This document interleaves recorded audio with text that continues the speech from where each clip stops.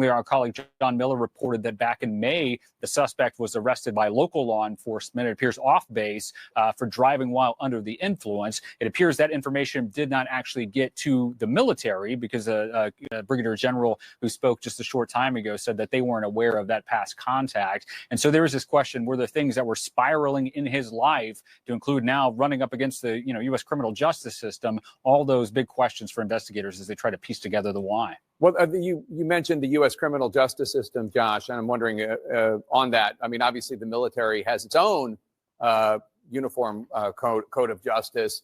Yeah. Is he ultimately just going to be handed over to local law enforcement, whether the sheriff's department or the police department?